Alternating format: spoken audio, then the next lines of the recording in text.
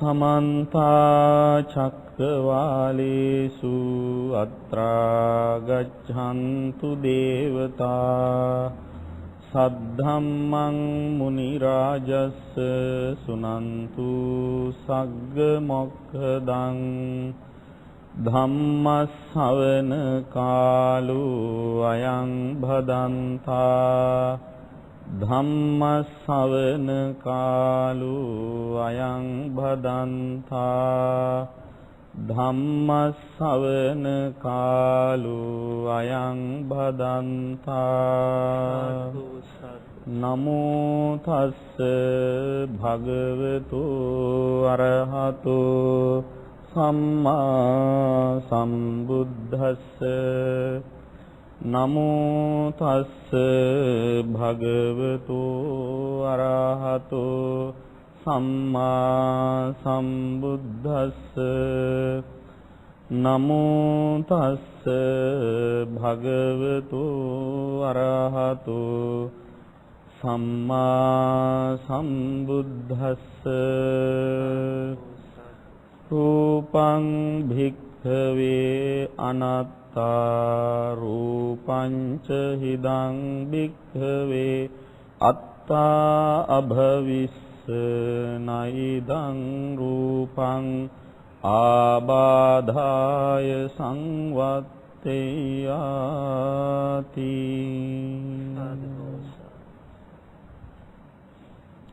श्रद्धावंत පින්වත්නි දැන් හැමදෙනාම සූදානම් වෙන්නේ ධර්ම ශ්‍රවණය කරන්න. අද මේ උතුම් ධර්ම දේශනාවේ දායකත්වයෙන් කටයුතු කරන්නේ අගලවත්ත සමත මූල මණ්ඩලය අගලවත්ත ලංකා බැංකුවේ කළමනාකාරතුමා සහ මුලටියන 12 රිදී රේඛා ගම සහ යටියන තියෙන ගම්වල ගම්වාසී සදහැවතුන් ඒක රාශී වෙලා. ඊටාම උතුම් අරමුණක් ප්‍රධාන අරමුණ හැටියට සබාගෙන දායකත්වයේ ලබා දුන් සහ ධර්ම ශ්‍රවණය කරනු ලබන සියලුම පින්වතුන්ට උතුම් වූ ධර්මාවබෝධය පහළ වීම තුළින් සදාකාලික සැප ඇති අමා මහ නිවන් සුව ලැබේවා කියන උදාර පැතුම ප්‍රධාන අරමුණ කරගෙන තමයි මේ පින්නතුන් මේ පින්කම කරන්නේ. ගොඩාක් තැන්වලදී මේ ප්‍රධාන විය යුතු අරමුණ කියවෙන්නේ අන්තිමටමයි. ලෞකික වශයෙන් ඉටු කරගන්න ඕනේ ඔක්කොම ප්‍රාර්ථනා ඉෂ්ට කරලා ඉඩක් ලැබුණොත් ඔන්න ඔහේ නිවනත් ලැබේවා කියලා අගට ලියලා දානවා. එහෙම නැතුව මේ අතෝ මුඛ්‍ය අරමුණ හැටියට ප්‍රධාන අරමුණ හැටියට නිවන් සුව සලසා ගැනීමට මේ ධර්ම දේශනාව ධර්මාවබෝධය පහළ කර ගැනීමට උපකාරයක් වේවා කියන හැඟීමෙන් තමයි මේ දායකත්වයෙන් කටයුතු කරන්නේ. අද ධර්ම දේශනාව සඳහා මා පින්වතුන්ට කියලා දෙන්න බලාපොරොත්තු වන්නේ අපේ ශාන්තිනායක අමාමෑණී බුදු පියාණන් වහන්සේගේ දෙවන ධර්ම දේශනාව. ඒකට පොතේ දීලා තියෙන නම පංචවග්ගීය සූත්‍රය. හැබැයි ඔය හැමෝම වගේ අහලා හුරු පුරුදු නම මොකද්ද බුදුහාඳුරන්ගේ දෙවෙනි ධර්ම දේශනාව? අනත්ත ලක්ෂණ සූත්‍ර දේශනාව. එතකොට තවත් විදිහකින් කියනවා නම් මේ ලෝකයේ පළවෙනි වතාවට රහතන් වහන්සේලා පහළ කළ සූත්‍රය අනත්ත ලක්ෂණ සූත්‍රය කියලා. ඔයත් දන්නවා ධම්මචක්කප්පවත්තන සූත්‍රය තමයි පළවෙනි දේශනාව. ධම්මචක්කප්පවත්තන සූත්‍රය අහලා මේ ලෝකේ මිනිස්සයෝ රහත්ුන්නේ එක්කෙනයි එක මිනිසයයි මාර්ගඵලයක් ලබා ගත්තේ කොණ්ඩඤ්ඤ තාපසතුමා විතරයි ඒත් සෝවන් වුණා. හැබැයි මේ අනත්ත ලක්ෂණ සූත්‍ර දේශනාව ශ්‍රවණය කළා තමයි පස්වග තාපසයින්ම අරහත් භාවය ලබා ගත්තේ. එනිසා ධම්මචක්කප්පවත්තන සූත්‍රය සෙයින්ම වගේම අපේ බෞද්ධයන්ට ඊටාම වැදගත් විය යුතු සහ අවබෝධ කර ගැනීමට උත්සාහ කළ යුතු සූත්‍රයක් තමයි අනත්ත ලක්ෂණ සූත්‍රය කියලා කියන්නේ. අනත්ත් ස්වභාවයේ ලක්ෂණ විස්තර කරන සූත්‍රය අනත්ත ලක්ෂණයි. මේ සූත්‍රය තියෙන්නේ සංයුක්ත නිකායේ කන්ද කියන සංයුක්තේ. මේ සූත්‍රය බුදුහාමුදුරුවෝ දේශනා කළේ බරණැස ඉසිපතනාරාමේ මිගදායේදී. පින්නතුන් අහලා ඇති පුරාණ ඉන්දියාවේ තිබිලා තියෙනවා ගංගා දෙකක්. ඒ ගංගා දෙකේ නම වරුණ සහ අසි. ඔය වරුණ සහ අසී කියන ගංගා දෙකට මැදි වෙලා නගරයක් හදලා තිබෙනවා. ඒ නගරය තමයි වාරාණසී කියලා සිංහලෙන් බරණැස් නුවර කියලා කියන්නේ. එතකොට බුදුරජාණන් වහන්සේට දැන් මේ සිද්ධාර්ථ තාපසතුමා බුදු වෙයි කියලා බලාගෙන ලොකු බලාපොරොත්තු ඇතිව සිද්ධාර්ථ මහබෝසතාණන් වහන්සේ දුෂ්කර ක්‍රියා කරපු සමයේ උපස්ථාන කරපු පස්වග තාපසයන් අපේ මහබෝසතාණන් වහන්සේ දුෂ්කර ක්‍රියාව අතහැරලා දැම්මට පස්සේ මෙයා නම් ආපහු බුදු වෙන්නේ නැහැ කියලා එපා වෙලා තරහ වෙලා බුද්ධගයා ශීර්ෂයේ ඉඳලා ওই දුර්ගේශ්වරී කඳු වැටියේ ඉසව්වේ ඉඳලා එපා වෙලා දුරින් දුරටම ඈතට ඇවිදගෙන ගිහිල්ලා නැවතිලා හිටපු තැන තමයි බරණැස් නුවර. ඉසිපතන කියන ඍෂිවරු පතනය වෙන තැන. එතන මුවන්ට අබේදානෙ දීපු තැනක් මිගදාය කියලා කියන්නේ ඒකයි. මෙන්න මේ තැන ඉඳෙද්දී බුදුහාමුදුරුවෝ සම්මා සම්බුද්ධත්වයට පත් වෙලා මීට අවුරුදු 2601කට කලින් අසලපුර පසළොස්වක පෝය දවසකදී බරණැස ඉසිපතනාරාමේ මිගදායේ ධර්මරාජික ස්තූපය ඒ නටඹුන් තියෙන ස්ථානයේදී තමයි ප්‍රථම ධර්ම දේශනාව සිද්ධ කළේ. ප්‍රථම ධර්ම දේශනාව සිද්ධ කරලා එම පස්වග තාපසයන් එම ශ්‍රාවකයන්ගේ සිත තුළ බුදුරජාණන් වහන්සේ ජනිත කරවන්නට සමත් වුණා. ඊටාම වැදගත් කුසල ඉන්ද්‍රිය ධර්මයක්. මොකක්ද ඒ තමයි ශ්‍රද්ධාව. ගොඩාක් අයගේ හිතේ පහළ වෙන්නේ නැති එකක්. මොකද ශ්‍රද්ධාව කියන ඉන්ද්‍රිය ධර්මය පිහිටන්නේ නැති කෙනාට නිවන් දකින්න බෑ. නේද? බුදුරජාණන් වහන්සේ කෙරෙහි විශ්වාසයක් නැති කෙනා බුදුහාමුදුරන්ගේ සර්වඥතා ඥානය පිළිගන්නේ නැහැ. බුදුරජාණන් වහන්සේ සර්වඥයි කියලා පිළිගන්නේ නැති කෙනා බුදුරජාණන් වහන්සේ දේශනා කරන ධර්මය අහලා විමුක්තිය සලස ගන්න පුළුවන් කියලා විශ්වාස කරන්නේ නැහැ. බුදුරජාණන් වහන්සේගේ ධර්මයේ විශ්වාස කරන්නේ නැති කෙනා ඒ ධර්ම මාර්ගයේ යන්නේ නැහැ. ධර්ම මාර්ගයේ යන්නේ නැති එක්කෙනාට නිවන් දකින්න බෑ. එහෙනම් නිවන් දැකීමට නම් නිවන ප්‍රත්‍යක්ෂ කර ගැනීමට නම් කාට හරි අවශ්‍ය එයා තුල ඉස්සෙල්ලාම ගොඩනගාගත යුතු ප්‍රධානම ඉන්ද්‍රිය ධර්මයක් තමයි මොකද්ද? ශ්‍රද්ධාව. ඒ ශ්‍රද්ධාව දිනු කර ගැනීමට නම් බුද්ධ ධම්ම සංඝ කියන තෙරුවන්ගේ ගුණ හොඳට කියවන්න ඕන. හොඳට තෙරුවන් ගුණ දැනගන්න ඕන. එහෙම ගුණ දැනගන්න තමයි තෙරුවන්ට ලැබිවන්නේ. ප්‍රසාදය ඇති වෙන්නේ, ගෞරවය ඇතිවන්නේ. ඒ ලැබියාව, ගෞරවය, විශ්වාසය ඇති වෙන තරමට තමයි නිවන් මගෙහි ගමන් කරන්නට උනන්දුව ඇති වෙන්නේ. ඉතින් පස්වග තාපසයන්ට පළවෙනි ධර්ම දේශනාවේදී ඒ ශ්‍රද්ධාව ජනිත වුණා. ඊට පස්සේ ඒ ශ්‍රද්ධාව ඇති වුණ හින්දානේ දෙවෙනි වතාවෙත් බණ අහන්න ගියේ නේද? දැන් බැරි වෙලාවකත් පළවෙනි වතාවෙම ශ්‍රද්ධාව ඇති උනේ නැත්නම් ආපහු බණ අහන්නේ නැහනේ. ආයේ බණ ඇති අපිට ඕනේ නැහැ ඔය බණ කියලා ඉවරලා මග හැරලා යනවනේ. එහෙම නොයා දෙවෙනි දවසෙත් බණ අහන්න ගියේ නිසා.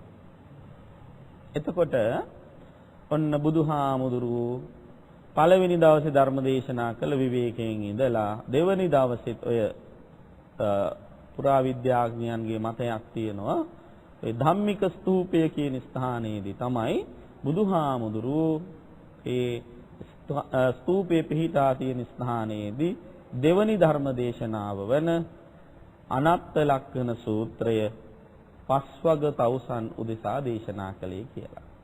ඒතර පස්වග තවුසන් උදෙසා දේශනා කරපු නිසා පොතේ ත්‍රිපිටක පොතේ මේ පොත පංච වග්ගීය කියන නමින් හඳුන්වලා තියෙනවා. ඉතින් බුදුරජාණන් වහන්සේ මේ ස්වාමින් වහන්සේලාට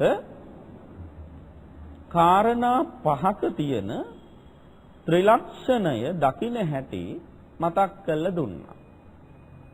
ඒ කාරණා පහ තමයි පංචස්කන්ධය. මොනවද පංචස්කන්ධය? රූප, වේදනා, සංඥා, සංඛාර, විඥාන. ඔන්න ගොඩවල් පහ. දැන් අපි මේ ගොඩවල් පහ පිළිබඳව කෙටියෙන් ඡායා මාත්‍රව හඳුනා ගමු. රූපය කියලා කියන්නේ මොකක්ද? රූපය කියලා කියන්නේ සතර මහා ධාතුන්ගේ සංයුතියෙන් යුක්ත ආහාර නිසා හටගත් ශීත උෂ්ණ ආදිය නිසා විකෘතිතාවයට පත් වෙන දේ. එතකොට අපි හැම දිනාටම මේ අපේ ශරීර කියලා කියන්නේ, කය කියලා කියන්නේ ඔන්න ඔය ඒ වාගේ එකක්. එතකොට සරලව මතක තියාගත්තොත් රූපය කියලා කියන්නේ ශීතෝෂ්ණ ආදී නිසා විකෘති වෙන දේ. රූපස්කන්ධ කියලා වචනයක් තියෙනවා. ස්කන්ධ කියන වචනේ තේරුම මොකද්ද? ස්කන්ධ කියලා කියන්නේ ගොඩ නේද? දැන් අල්සයන් අයින් කරලා නිකන් කන්ද කියලා කිව්වොත් ගොඩනේ. පස් ගොඩටත් කියන්නේ කන්ද කියලා. ඒ වාගේ. රූපස්කන්ධ කියලා කියන්නේ එතකොට මොකද්ද? රූප සමූහයක එකතුවක්. පුංචි පුංචි රූප කලාප සමූහයක එකතුවකට තමයි රූපස්කන්ධය කියන්නේ. ඒතර මේ රූපස්කන්ධය හේවත් මේ රූපය බුදුරජාණන් වහන්සේ උපමාවකට දක්වලා තියෙනවා. උපමාවකින් දක්වලා තියෙනවා. මොකක්ද උපමාව? පේන පින්ඩූපමං රූපං. මේ රූපය කියන්නේ පෙන පිටක් වගේ එකක්. පෙන පිටේ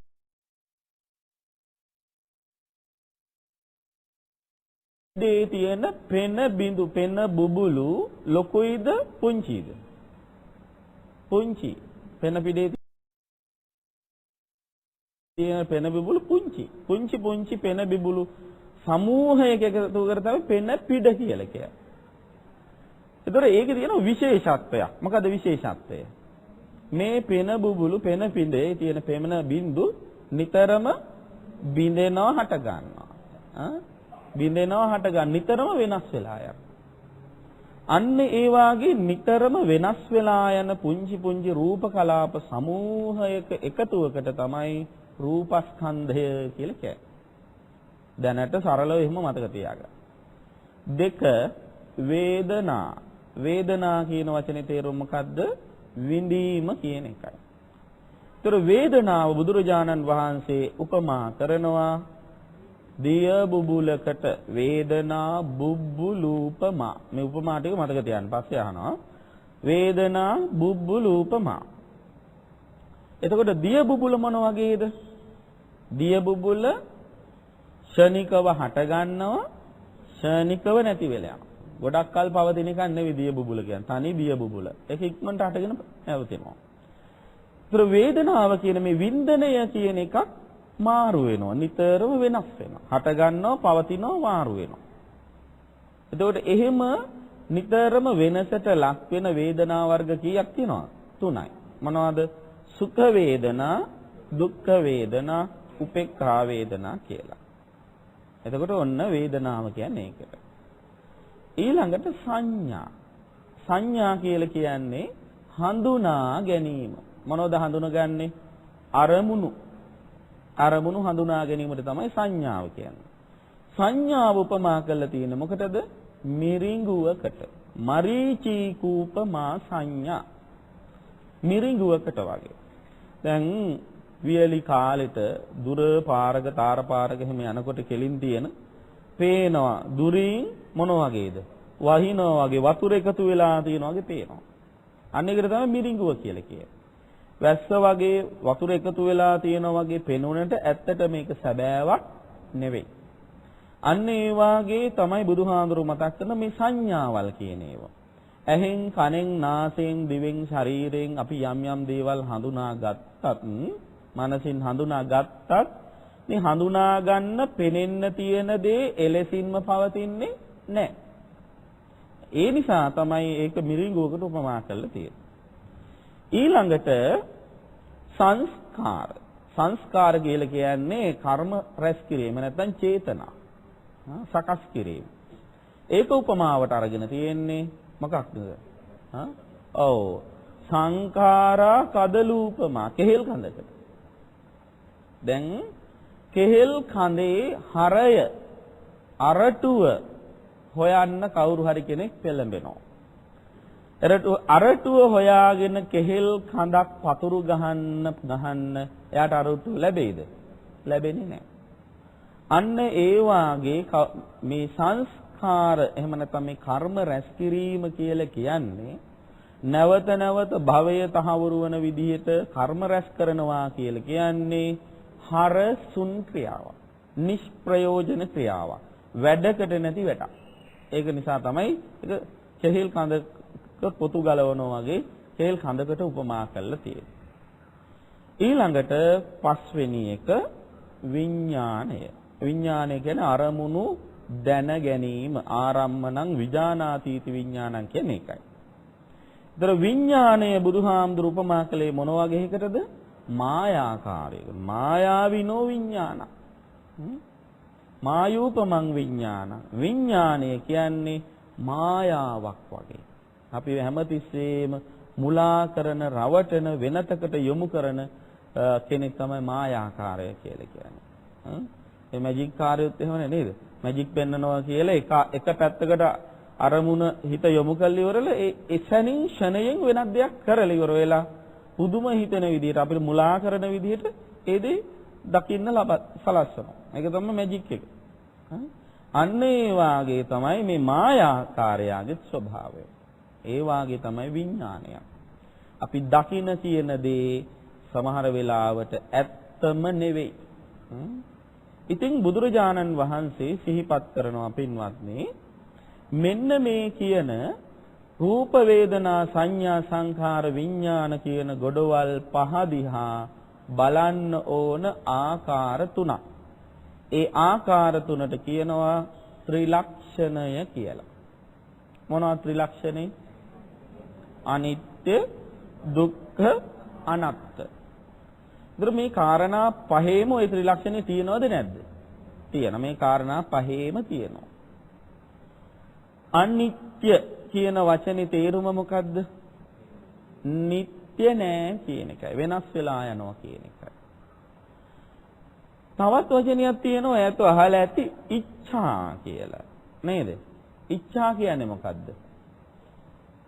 ඉච්ඡා භංගත්වය කියලා එහෙමත් තියෙන වචනේ. ඉච්ඡා කියලා කියන්නේ ඉච්ඡති කියලා කියන්නේ කැමැත්ත කියලා කියන එක. එතකොට මෙතන අනිත්‍ය කියලා කියන්නේ නිට්ටය නෑ කියන එකයි. එතකොට ස්ථිරව පවතින්නේ නෑ කියන එකයි. රූප වේදනා සංඥා සංඛාර විඥාන කියන ගොඩවල් පහ ස්ථිරව පවතින්නේ නෑ. වෙනස් වෙලා යනවා. අනිත්‍යයි. එතකොට ඒ අනිත්‍ය දෙයට කවුරු හරි කෙනෙක් ඉච්ඡ වුණොත් ඒ කියන්නේ මොකද්ද? වෙනස් වෙලා යන දෙයක් තියෙනවා නම් ඒ වෙනස් වෙලා යන දෙයට කැමති වුණොත්, වෙනස් වෙලා යන දෙයට කැමති වුණොත්, ඒ කියන්නේ වෙනස් වෙලා යනවට නෙවෙයි කැමති. එහෙම ස්වභාවයෙන් යුක්තව තියෙන දෙයට කැමති වුණොත්. දැන් උදාහරණයකට ගත්තොත් උදේට පිපෙන මලක් තියෙනවා, හවසට පර වෙනවා. දැන් පිපිල තියෙන මලට කැමති වුණොත් හවසට මොකද වෙන්නේ? මල පර වෙනකොට එතකොට දුකයි. එතකොට මේ වෙනස් වුණ හින්දාද දුක ඇති උනේ? වෙනස් වෙන සුළු මලෙහි කැමැත්තක් ඇති කරගෙන ඒ වෙනස අකමැති වුණ නිසාද දුක ඇති වුනේ? වෙනසට අකමැත්ත වුණු නිසා. නේද? මලේ ස්වභාවය කොහොමත් පිපිල පරවෙල යන්නේ. ඒක මලට ආවේනික දෙයක්. එතකොට සංස්කාරවල ස්වභාවය මොකද්ද? හට ගන්නව නම් සියලු සංස්කාර ධර්ම නිට්ටයයිද අනිත්‍යයි? අනිත්‍යයි. කොහොමද පාලියෙන් කියන්නේ සියලු සංස්කාර ධර්ම අනිත්‍යයි කියන්නේ? සබ්බේ සංඛාරා අනිච්ච. සියලු සංස්කාර අනිත්‍යයි. ඉතින් යමක් අනිත්‍ය නම් ඒක කැමැති වුණත් අකමැති වුණත් වළක්වන්න පුළුවන් කමක් නැහැ. වෙනස් වෙලා යනවා. එතකොට මේ අනිත්‍ය දේ තුල දුක ඇති වෙන්නේ කොහොමද? ඒ වෙනස් වෙලා යන දේවල් නොවෙනස්ව පවත්වා ගන්නට කැමැත්තක් ඇති කරගත්තොත්, ඉච්ඡතාවක් ඇති කරගත්තොත්, වෙනස් වෙලා යන දේවල් නොවෙනස්ව පවත්වා ගන්නට කැමැත්තක් ඇති කරගත්තොත්, අන්න ඒ කැමැත්ත මත ඇතිවන වෙනස, ඒ කැමැත්ත එහෙම තියෙද්දි වෙනසක් වුණොත් එතන තියෙන්නේ දුක. ඒ දුකට කියනවා යම් පිච්ඡං ලබති තම්පි දුක්ඛ. යමක්ද කැමැති උනේ, කැමැති වුණ දේ නොලැබුණා මොකද වෙන්නේ? දුකයි. නේද? දැන් අපි ඉපදිච්ච අපි කැමති මොකටද? ඉපදිච්ච අපි කැමති වයසට නොයා ඉන්න. කැමතිද අකමැතිද? කැමති නෑ වගේ ඉන්නේ හරියට. ඈ සාමාන්‍ය මිනිස්සු නම් මම නම් දන්න තාලෙට ඉපදෙන අය කැමති වයසට නොයා ඉන්න. ඒක තමයි මිනිස්සුන්ගේ සාමාන්‍ය පොදු කැමැත්ත. ඔහොම ඔය වයසට නොයා ඉන්න කැමැත්තෙන් ඉන්න කෙනෙකුට වැඩි වෙලාවක්වත් වයසට යන්න වුණොත් මොකද වෙන්නේ? දුකයි. එතකොට එයා කැමැති දේ නොලැබුණ නිසා තමයි යාට දුක. ඉපදුනා නම් ඉතින් මේවට මුහුණ දෙන්න වෙනවා කියලා හිත හදාගෙන ඉන්න වෙලාවේදී වයසට ගියොත් මොකද වෙන්නේ? දුකක් නේද? වයසට යනකොට ඇස් පේන්නේ නැති වෙනවා, කන් ඇහෙන්නේ නැති වෙනවා, අත්පා වාරු නැති වෙනවා කියලා කල්ැතුව හිතලා තියාගෙන හිටියනවා. ඒ වෙනස වෙනකොට යාට අමුතුවෙන් දුකක් ඇති වෙන්නේ නැහැ. කායික පීඩාවල් ඇති වෙනවා ඇත්තයි. කායට වේදනාවක් දැනෙන බව ඇත්තයි. හැබැයි ඒ වේදනාව පදනම් කරගෙන එයා මනසින් පීඩා විඳින පුද්ගලයෙක් බවට පත් වෙන්නේ නැහැ. අන්න දියුණු මානසිකත්වයේ ස්වභාවය. එතකොට බුදුරජාණන් වහන්සේ සිහිපත් කරනවා මේ රූප වේදනා සංඥා සංඛාර විඥාන කියන සියල්ල අනිත්‍යයි. ඒ අනිත්‍ය වූ වෙනස් වෙන සුළු දේවල් වල බැඳුනොත් එතන තියෙන්නේ දුකයි කියලා කල්පනා කරන්න. දැන් අනත්ත ලක්ෂණ සූත්‍රයේදී බුදුහාමුදුරුවෝ දේශනා කරන්න උත්සාහ කරන්නේ මේ කියන කාරණා පහේ තියෙන අනාත්ම ස්වභාවයයි. අනාත්ම ස්වභාවයයි.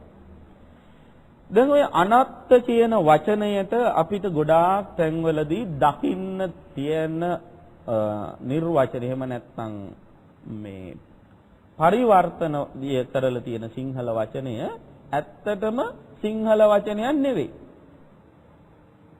අනාත්ත කියන pāli වචනයට පරිවර්තනයට දීපු වචනය ඇත්තටම බැලුවොත් ඒක නියම සිංහල වචනයක් නෙවෙයි. මොකද්ද ඔයත් අහලා තියෙන වචනේ? අනාත්ම කියන වචනයට දීලා තියෙන සිංහල වචන අනාත්ම කියන එක. අනාත්ම කියලා කියන්නේ සංස්කෘත වචනයක්. හරියට බැලුවොත්. ඒක සංස්කෘතෙන් සිංහලට බිඳී ආපු වචනයක්. තත්සම වචනයක් විදිහට. එහෙම නැත්නම් තත්භාව විදිහට. එතකොට අනාත්ම කියලා කියපු ගමම්ම අපිට එක සැරේටම මතක් වෙන්නේ මොකද්ද? ආත්ම සංකල්පයක්. නේද? මේ භවයෙන් භවය යන නොවෙනස් වන සදාතනික පැවැත්මකින් යුක්ත ආත්ම සංකල්පයක් තමයි මෙතෙන්ට එන්නේ. හැබැයි බුදුරජාණන් වහන්සේ මේ සූත්‍ර අනාත්ත ලක්ෂණ සූත්‍රයේදී පැහැදිලිව පෙන්වන්න හදන්නේ එහෙම අනාත්ම සංකල්පයක් නෙවෙයි. බුදුරජාණන් වහන්සේ පැහැදිලිවම මෙතනදී පෙන්වන්න හදන්නේ මේ කියන ගොඩවල් පහ Tamanට අවශ්‍ය විදියට පාලනය කරන්න බෑ කියන தત્ත්වය වටහා දීමටයි. එතකොට බුදුහාමුදුරුවෝ මතක් කරනවා රූපං භික්ඛවේ අනාත්තා. මහණෙනි රූපය අනාත්තයි. අනාත්තයි කියන එකට ඔන්න අපි ඊට පස්සේ නිර්වචනයක් දෙන්න ඕන. මොකද අනාත්තයි කියලා කියන්නේ? අනත්තයි කියලා කියන්නේ තමන්ට අවශ්‍ය විදියට පාලනය කරන්න බෑ කියන එකයි. තමා වසඟයෙහි පවතින්නේ නැහැ කියන එකයි අනත්ත කියලා කියන්නේ. රූපංච හිදං භික්ඛවේ අත්තා අභවිස්ස නයිදං රූපං ආබාධාය සංවත්තේය. බුදුහාමුදුර මතක් කරනවා ස්වාමින් වහන්සේලාට, මහණෙනි බැරි වෙලාවත් මේ රූපය අත්තා අභවිස්ස. ඒ කියන්නේ මොකද්ද? ආත්මයි නම්. ආත්මයි කියලා කියන්නේ මොකද්ද දැන්? තමන්ට අවශ්‍ය විදියට පාලනය කරන්න පුළුවන් නම් මොකද වෙන්නේ? නයිදං රූපං ආබාධාය සංවත්තේය. මේ රූපය ආබාධ පිනිස, විකෘති වීම පිනිස, වෙනස් වීම පිනිස, දුර්වල වීම, පීඩාකාරී දුක් ඇති වෙන පිනිස. දැන් ආබාධය කියලා කියන්නේ දුක් සහිත එකක්. ඒතර ආබාධයේ පිනිස පවතින්නේ නැහැ කියලා කියන්නේ දුක පිනිස පවතින්නේ නැහැ කියන එක. එතකොට පින්වත්නි, දැන් හොඳට කල්පනා කරලා බලන්න. අපි අපේ යයි සිතා සිටින්න අල්ලාගෙන ඉන්න මේ රූපය අපිට ඕන විදියට පාලනය කරන්න පුළුවන්ද? පුළුවන්ද? බෑ. පුළුවන්කම තිබ්බනම් මෙතන ඉන්න කවුරුත් වයසට යන්නේ නැහැ. නේද? දැන් ඔය මොකක්වත් කරගන්න දෙයක් නැති නිසා ඔය බලාගෙන ඉන්නවා මිසක් බැරි වෙලාවත් මේ රූපය අපට අවශ්‍ය විදියට අපේ වශයෙහි පවත්වා ගන්න පුළුවන්කම තිබ්බනම් අපි මේක එහෙම වෙනස් වෙන්න දෙන්නේ නේද? එතකොට මේ රූපය වෙනස් වුනේ මොකක් නිසාද? හොඳට කල්පනා කරලා බැලුවොත් මේ රූපය වෙනස් වෙලා තියෙන්නේ අපිට පාලනය කරගන්න බැරි නිසා. රූපය කියන එකට ආවේනික ස්වභාවයක් තියෙනවා. මොකද්ද ආවේනික ස්වභාවය? රූපය එන්නෙන්නම විකෘති ස්වરૂපයටපත් වෙනවා. වෙනස් වෙනවා. හැබැයි එහෙම වෙනස් වුණත් බැරි වෙලාවක අපිට මේක වෙනස් නොකර තබා ගැනීමේ හැකියාවක් තිබ්බනම් නේද? එහෙම වෙනස් වෙන්න දෙයිද? එහෙම වෙනස් වෙන්න දෙන්නේ. එතකොට තමන්ට ඕන විදිහට පාලනය කරගන්න බැරුව වෙනස් වෙලා යන දෙයක් මගේය කියලා අල්ල ගැනීම හොඳයිද? හොඳ නෑ නේද? දැන් මම නිතර බණ කියනකොට ඒත් අහලා ඇති කියලාත් තියෙනවා. දැන් ඔන්න කවුරු හරි පුංචි දරුවෙක් ඉන්නවනම් හරි කී කරුයි දඟ කරන්නේ හොඳට තැම්පත්ව ඉන්නවනම් අම්මලා තාත්තලා හරි සතුටුයි ඒ වගේ දරුවෝ ගැන කතා කරා නේද? අනිත් අයටත් පෙන්නලා කියනවා අර ඉන්නේ මගේ පුතා, මගේ දුව, හරිම හොඳයි මං කියන තාලෙටම ඉන්නවා. ওই විදිහට කියනවා. කවුරු හරි ළමයි දඟයි නම්, දඩබ්බරයි නම්, කියන දේ අහන්නේ නැත්නම්, කරදරයි නම්, Tamanටත් ලැජ්ජ විදිහට ඉන්නවනම් සමහර අම්මලම කියනවා මේක නම් මගේ එකෙක් නෙවෙයි කියලා. නේද? ඇත්ත වෙන්න පුළුවන් කතාවක්. හරියට කියනවා නම් කියන්න ඕන මේකා මගේ එකෙක් නෙවෙයි කියලා නෙවෙයි. මේක මගේ එකක් නෙවෙයි කිය. මොකද මේක කියන්නේ? මේ රූපය. නේද? අනුන්ගේ රූප පැත්තකින් තියමු. මේ තමන්ගේ යයි ආදරයෙන් රැක බලා ගන්න පෝෂණය කරන මේ රූපය අපේ නෙවෙයි. නේද? අපේ නෙවෙයි නම් අපේ නම් අපිට ඕන විදිහට පාලනය කරන්න පුළුවන් වෙන්න ඕන. නේද? අපේ නම් අපිට ඕන විදිහට පාලනය කරන්න පුළුවන් වෙන්න ඕන. එතකොට අපිට මේක පාලනය කරගන්න බැරි මේක අපේ නොවන නිසා.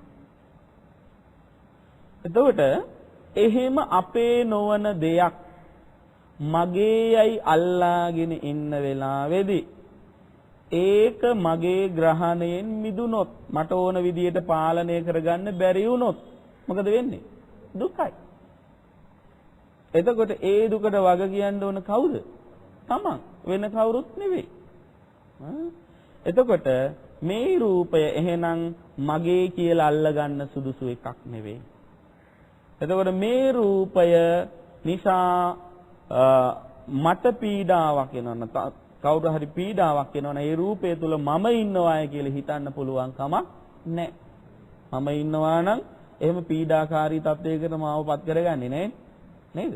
එතකොට ඒ කියන්නේ මේක දැන දැනත් පීඩාකාරී වෙනවා කියලා කියන්නේ ඒ තුල මම කියලා කෙනෙක් නැහැ. එතකොට මේ රූපය මගේ නෙවෙයි මම නොවේයි මේ රූපය මට අවශ්‍ය විදිහට පාලනය කළ හැක්කක් නොවේයි කියලා අවබෝධ වෙනවා. ඒකට පාලියෙන් කියනවා නේතං මම නේසු හමස්මි නමේසු අත්ත. නේතං මම මේක මගේ නෙවෙයි. නේසු අහං අස්මි මේ තුල මම කියලා කෙනෙක් නැහැ. නේසු මේ අත්තා මේක මට ඕන විදිහට පාලනය කළ හැකි දෙයක් නෙවෙයි කියන අවබෝධය ඇති වෙනවා.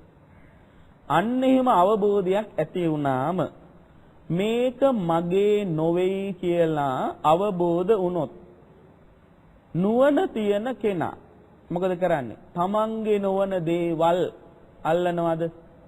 අල්ලන්නේ නැහැ. තමන්ගේ නොවන දේවල් අල්ලන්නේ නැහැ. තමන්ගේ නොවන දේවල් තමන්ගේ යයි අල්ලා ගැනීම හොඳ වැඩක්ද නරක වැඩක්ද?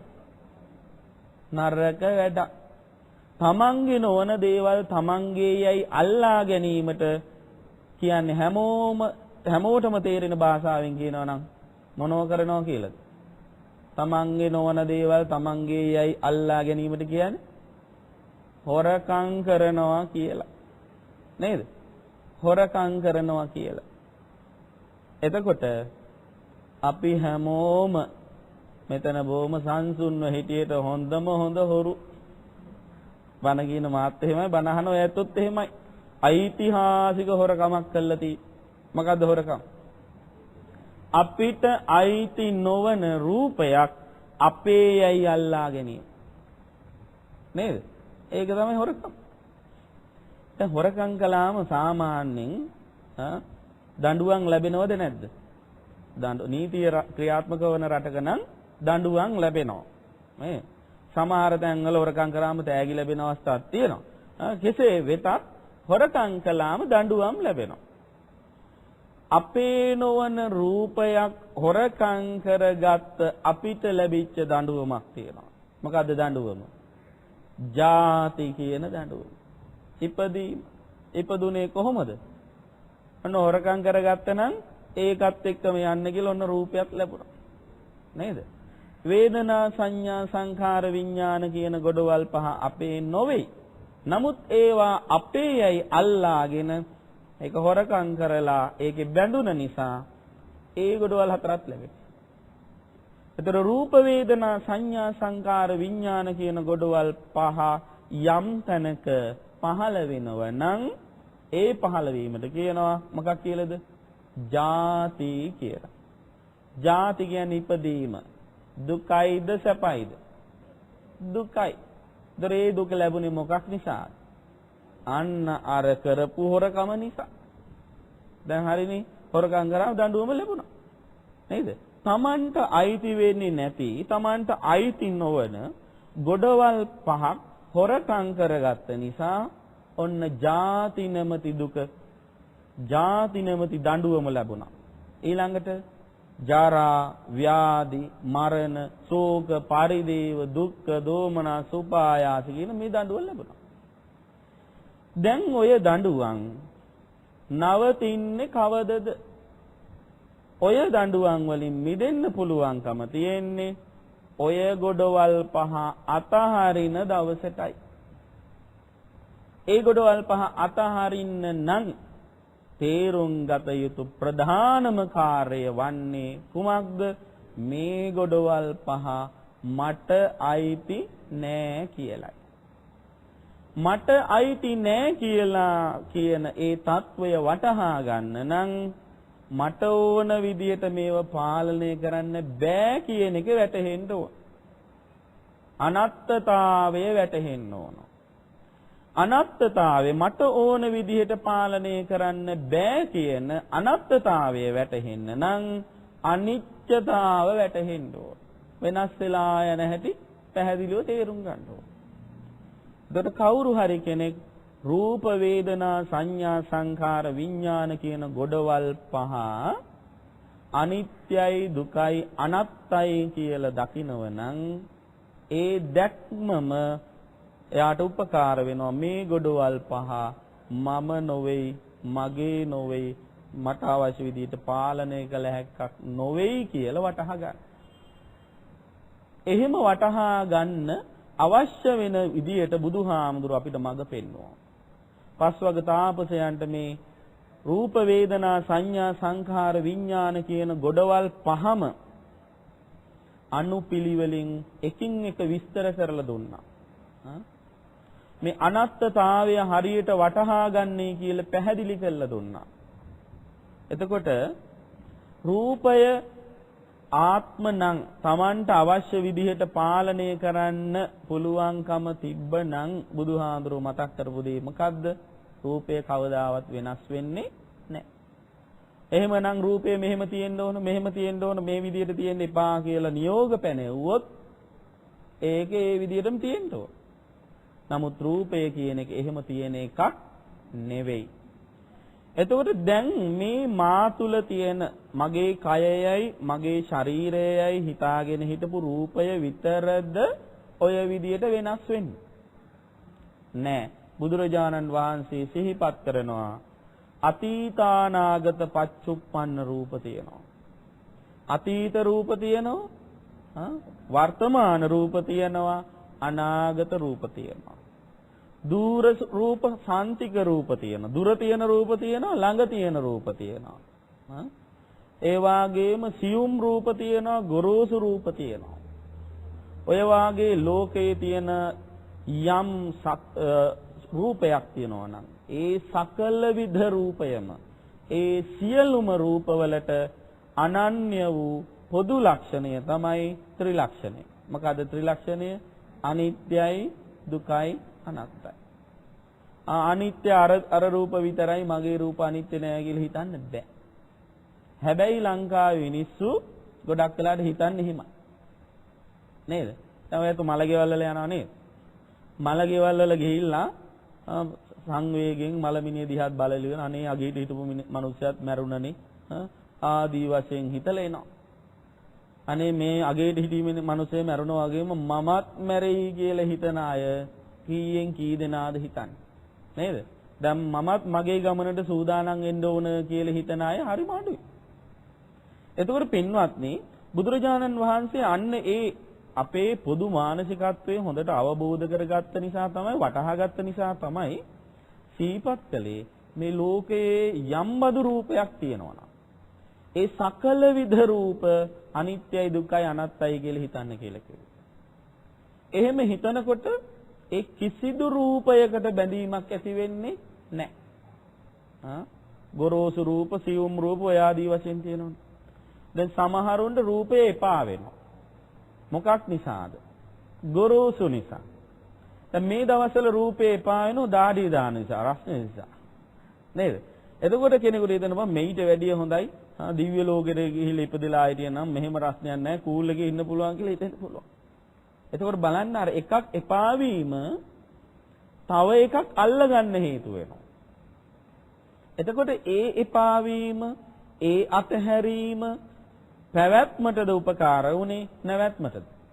පැවැත්මට, වෙනත් පැවැත්මකට උපකාර වුනේ.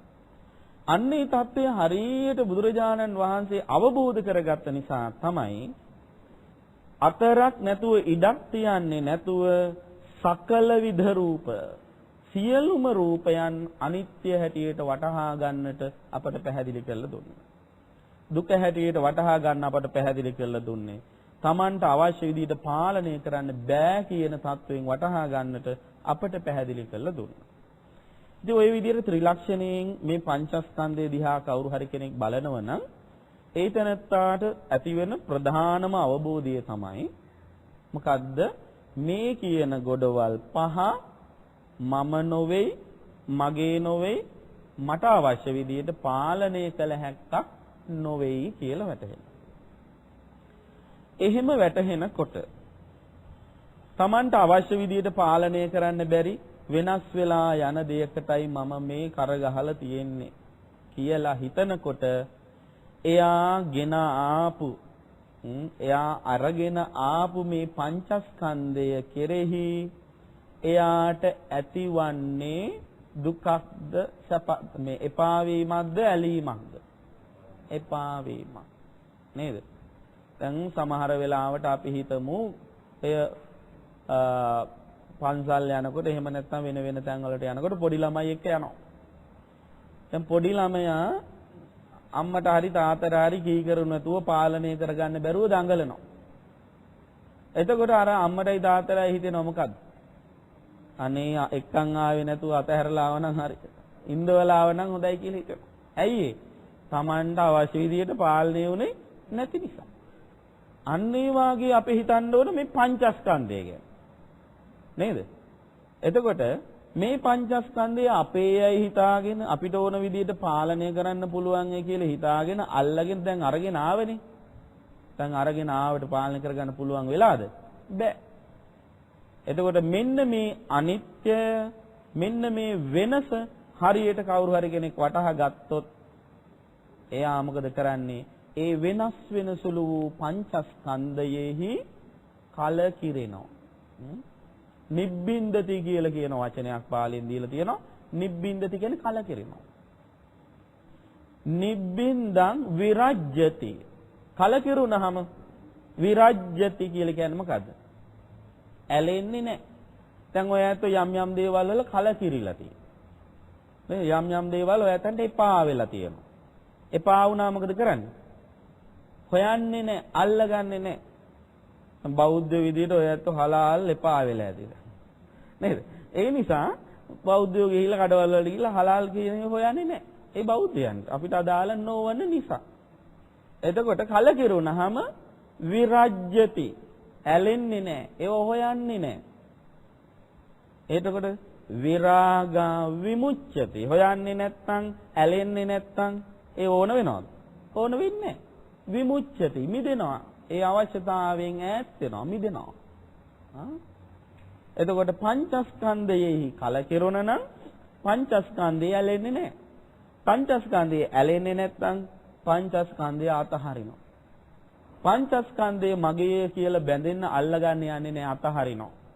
එහෙම අතහැරියා නම් පංචස්කන්ධය යලි යලිත් අපි පසුපස එන්නේ නැහැ. පංචස්කන්ධයේ යලි යලිත් පහළ වීම තහවුරු වීම පුනර්භවය නැත්තම් උපදින්නේ නැහැ. ඉපදුනේ නැත්තම් වයසට යන්නේ, ලෙඩ වෙන්නේ, මැරෙන්නේ. මැරෙන එක දුකක් නම්, ලෙඩ වෙන එක දුකක් නම්, වයසට යන එක දුකක් නම්, ඉපදෙන එක දුකක් නම්, ඉපදුනේ නැත්නම් දුකකුත් නැහැ. ඒක තමයි සැප, ඒක තමයි නිවන. ඒ නිවන් සැප ලැබේවා කියනකොට සාදුකාර දුන්නට ලැබෙන එකක් නෙවෙයි. හරියට අවබෝධයෙන් මේ ධර්මයේ පිළිබඳව කල්පනා කරලා බලලා නිවැරදි දෘෂ්ටිය ඇති කරගෙන හොඳට විමසලා බලලා කටයුතු කිරීමෙන් තමයි ඒ විමුක්තිය සලසා ගන්න පුළුවන්කම ලැබෙන්නේ. අන්නේ විමුක්තිය සලසාගත් කෙනාට විමුක්තේ විමුක්තമിതി ඥානං හෝති කියලා කියපු විදිහට මම සියලුම බැඳීම් වලින් පංචස්කන්ධයෙන් පංච උපාදානස්කන්ධයෙන් මිදුණා කියන ප්‍රත්‍යක්ෂ අවබෝධය ලැබෙනවා ඒ රහතන් වහන්සේ. ඉතින් මේ සූත්‍ර දේශනාව හමාර වෙනවත් එක්කම පස්වග තාපසයන් ඒ පංචස්කන්ධ බැඳීම් සියල්ලෙන්ම මිදී ගොස් ඒ අයට ඒ විමුක්ති සුවය සැලසුණා කියලා එහෙම නැත්නම් ඒ අය සියලු දෙනා රහත් භාවයට පත් වුණා කියලා සූත්‍රාවසානයේ සඳහන් කරලා තියෙනවා. ඒක තමයි බණ. දැන් බණ ඉවරයි. දැන් රිවිෂන්. දැන් කියපු බණ හොඳට ආගෙන හිටියද බලන්න ඕනේ. මොකද්ද මං කියලා දුන්න සූත්‍රයේ නම? මොකද්ද සූත්‍රයේ නම? ඔව් පංච වග්ගීය සූත්‍රය. ඒ සූත්‍රයේ තවත් නමක් තියෙනවා. මොකද්ද? අනත්ත ලක්ෂණ සූත්‍රය. මොන පොතේද තියෙන්නේ? සංයුත්ත නිකායේ කන්ද සංයුක්තය. බුදුහාමුදුර කොහෙද දේශනා කළේ? බරණැස් නුවර ඉසිපතනාරාමේ ධම්මික චේතිය අසලදී. කාටද දේශනා කළේ? පස්වග තාපසයන්ට. එතකොට මේ සූත්‍රයේදී බුදුරජාණන් වහන්සේ අවධාරණය කරලා තියෙන්නේ ත්‍රිලක්ෂණයෙන් මොන ලක්ෂණය ගැනද? අනත්ත් ලක්ෂණය ගැන. අනත්ත් ස්වභාවය ගැන. ඒතර ත්‍රිලක්ෂණ තියෙනවා. ලක්ෂණ තුනක් තියෙනවා අපි කල්පනා කළ යුතු. මොනවද කල්පනා කළ යුතු ලක්ෂණ තුන? අනිත්‍ය, දුක්ඛ, අනාත්ම. ඒතර පංචස්කන්ධය තුල අනිත්‍ය, දුක්ඛ, අනාත්මතාව ක්‍රියාත්මක වෙන හැටි තමයි බලන්න කියලා කියුවේ. ඒතර මොනවද පංචස්කන්ධය? රූප, වේදනා, සංඥා, සංකාර, විඤ්ඤාණ. රූපේ උපමා කරලා තියෙන්නේ මොකකටද? පේන පිටකට. පේන පින්ඩූපමං රූපං. වේදනාව දිය බුබුලකට. වේදනා බුබුලු උපමා. ඊළඟට සංඥාව මිරිඟුවකට. මරීචී කූපමා සංඥා. සංස්කාර කෙහෙල් කඳකට. සංඛාරා කඳලු උපමා. ඊළඟට විඥාණය මායාවක්. මායාවක් හැටියට උපමාවට දක්වලා තියෙනවා. ඒතර මෙන්න මේ කියන ස්වභාවයන්ගෙන් යුක්ත පංචස්කන්ධය තුල බලන්න අනිත්‍ය, දුක්ඛ, අනාත්මතාව. ඒතර අනාත්ත කියන වචනේ හරි තේරුම මොකද්ද? Tamanට අවශ්‍ය විදියට පාලනය කරන්න බෑ කියන එකයි. පංචස්කන්ධය Tamanට අවශ්‍ය විදියට පාලනය කරන්න පුළුවන්කම තිබ්බනම් මේ පංචස්කන්ධය කවදාවත් වෙනස් වෙන්නේ නැහැ. අනිත්‍යතාවයට ලක් වෙන්නේ නැහැ. ඒතර වෙනස් වෙන දේවල් නොවෙනස්ව පවත්ව ගන්න උත්සාහවත් වුණොත්, අන්න ඒකට කැමති වුණොත්, එතන තමයි දුක ඇති වෙන්න හේතුව. එහෙනම් මේ යථාර්ථය හරියට අවබෝධ කරගෙන මේ පංචස්කන්ධය Tamanට අවශ්‍ය විදිහට පාලනය කරන්න බෑ කියලා වටහාගෙන මේකට තියෙන කැමැත්ත මගේ කියලා අල්ලා ගන්න ස්වභාවය, මමය කියලා අල්ලා ගන්න ස්වභාවය, මට අවශ්‍ය විදිහට පාලනය කරන්න පුළුවන් කියලා අල්ලා ගන්න ස්වභාවය අතහරින්න ඕන. එහෙම අතහැරියේ නැති නිසා තමයි අපි මේ උපාදානය කර යලි යලිත් මේ දුකටපත් වෙලා තියෙන්නේ. ඉතින් මේ දුකටපත් කරවන සුළු ගොඩවල් පහක් අපි අල්ලගෙන ඉන්නේ කියලා හරියට කවුරු හරි කෙනෙක් වටහා ගත්තොත් ඒ ගොඩවල් පහේ කලකිරෙනවා. කලකිරෙනොත් එයා ඒ ගොඩවල් පහේ ඇලෙන්නේ නැහැ. ඇලෙන්නේ නැත්නම් ඒ ගොඩවල් පහ අතහරිනවා. ඒ ගොඩවල් පහ අතහැරියොත් ඒක නැවත ලැබෙන්නේ නැහැ. ඒ ගොඩවල් පහ නැවත ලැබෙන්නේ නැහැ කියන්නේ ආයු උපදින්නේ, වයසට යන්නේ, ලෙඩ වෙන්නේ, මැරෙන්නේ. වයසට යන, ලෙඩ වෙන, මැරෙන එක දුකක් නම් ඒව නැහැ කියලා කියන්නේ දුකක් නැහැ කියන එකයි. ඒක තමයි දුකෙන් මිදීම, නිවන. අන්නේ නිවන සාක්ෂාත් කරගන්න පුළුවන් වෙන විදිහට අපේ බුද්ධිය අවදි කරලා මේ විදිහට මේවා කෙරෙහි හොඳට කල්පනාකාරීව යලි යලිත් විමසලා බලලා මේව වෙන්නේ කොහොමද කියලා කිව්වටම පිළිගන්න යන්නේ නැතුව හොඳට නුවණින් කල්පනා කරලා බලලා ඒ අවබෝධය ඇති කරගන්න හැමෝම හොඳට උත්සාහවත් වෙන්න. ඒ සඳහා හැමත මේ ශ්‍රවණය කළ ධර්ම දේශනාව උපනිශ්‍රේ වේවා. මේ උතුම් කුසල් බලෙන් හැමත හැකි තරම් ඉක්මනින් නිවන් සුව සැලසේවා කියලා සාදු කියලා ප්‍රාර්ථනා කරමු. ආකාසට්ඨා ච භුම්මට්ඨා දේවා නාග මහිද්దికා පුඤ්ඤන්තං අනුමෝදිත්වා චිරං රක්ඛන්තු ශාසනං චිරං රක්ඛන්තු දේශනං චිරං රක්ඛන්තු ත්වං සදා. ධර්ම ශ්‍රවණානි සංසෙන් හැම දිනාටම උතුම් නිවන් සුව සැලසේවා. අද මේ උතුම් ධර්ම දේශනාවෙහි දායකත්වයෙන් කටයුතු කරන්නේ අගලවත්ත සමත මූල මණ්ඩලය, අගලවත්ත ලංකා බැංකුවේ කළමනාකාරතුමන් සහ මුලටියන, දොළහේන, රිදී රේඛාගම සහ යටියන කියන ගම්වල ගම්වාසී සදහැවතුන්ගේ දායකත්වයෙන් විශේෂින් මේ පින්නතුන් අරමුණු වශයෙන් තබාගෙන තිබෙනවා. දායකත්වයේ ලබා දුන් සහ ධර්ම ශ්‍රවණය කරන ලබන සියලුම පින්නතුන්ට උතුම් ධර්ම අවබෝධය පහළ වීම තුලින් සදාකාලික සැප ඇති අමා මහ නිවන් සුව ලැබේවා කියලා ප්‍රාර්ථනා කිරීමට. ඒ වගේම 2013 මාර්තු මාස 17 වෙනි දින 103 වෙනි උපන්දිනයේ සමරන දුලින විදුරවි රාජපක්ෂ පුතණුවන්ට සෙත් ප්‍රාර්ථනා කරනු පිණිසත් 2013 මාර්තු 18 වෙනි දින උපන්දිනයේ සමරන nethumi dilansa ගුණවර්ධන දියණියට ආශිර්වාද කරනු පිණිසත් 2013 මාර්තු මාස 22 වෙනි දින උපන්දිනයේ සමරන ඉනුජ ඉන්සිත මොනසිංහ පුතණුවන්ට නිදුක් නිරෝගී සුව දිගාසිර ප්‍රාර්ථනා කරනු පිණිසත් බලාපොරොත්තු වෙනවා. ඒ වගේම මේ ධර්ම දේශනාව ශ්‍රවණය කිරීමට සහභාගී වුණ දායක වුණ ඒ වගේම මේ සඳහා අපකැප වෙලා වැඩ කරපු සියලුම පින්වතුන්ගේ නමින් පරලෝසපත් සියලු ඥාති හිත මිත්‍රාදීන්ට නිවන් සුව සැලසේවා කියන ප්‍රාර්ථනාවත් පෙරදරි කරගෙන කටයුතු කරනවා. ඒ වගේම දේශකයාණන් වහන්සේටත් බෞද්ධ ආනාලිකාවේ සභාපති අපේ දරණගම කුසල ධම්ම ස්වාමීන් වහන්සේට දාන කාර්ය මණ්ඩලයටත් සෙත් ප්‍රාර්ථනා කරන්නට බලාපොරොත්තු වෙනවා. ඉතින් ඒ පින්නතුන් හැම දිනාගෙම සිතැඟි සිතුම් පැතුම් බලාපොරොත්තු එලෙසින්ම ඉෂ්ට වේවා කියලා සාදු කියලා ආශිර්වාද කරනවා. දැන් මේ සියලු ආකාරයෙන් පහල කරගත් උදාාරතර කුසල ශක්තිය නමින් පරලෝසපත් ඥාතීන්ට අනුමෝදන් කරමු. සියලු ඥාතීහු පින් අනුමෝදන්ව තම තමන්ගේ භව ගමන සුවපත් කරගනිත්වා කියන අදහසින් සාදු කියලා ඥාතීන්ට පින් දෙන්න.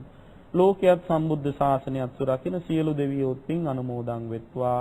මේ හැමත දෙවියන්ගේ දැහැමි රැකවරණ හිමි කරත්වා කියලා සාදු කියලා දෙවියන්ට පින් දෙන්න. මේ උතුම් කුසල් බලෙන් හැමත මෙලොව සුව වේවා, පරලොව සුව වේවා, හැකි තරම් ඉක්මනින් උතුම් නිවන් සුවත් සැලසේවා කියලා සාදු කියලා ප්‍රාර්ථනා කරන්න. හැම දිනාටම තෙරුවන් සරණයි. අද දවසේදී සකල විධ ලෝක සත්වයන් කෙරෙහි මෙත් සිතින් ධර්මානුශාසනාව පවත්වා වදාළ කොළඹ හත බෞද්ධාලෝක මාවතේ නාරද බෞද්ධ ධර්මායතනාධිකාරී ශාස්ත්‍රපති රාජකීය පඬිත පූජ්‍යපාද තලල්ලේ චන්දකිත්ති ස්වාමීන්ද්‍රයන් වහන්සේට තවත් চিරාත් කාලයක් මේ සසුන් කෙත උතුම් දහමින් පෝෂණය කරන්නට ශක්තිය ධෛර්යය නිදුක් නිරෝගී සුව සම්පන්නිය ලැබේවායි අපි සියලු දෙනාම සාදු නාදයක් පවත්වා ප්‍රාර්ථනා කරමු. සාදු සාදු සාදු.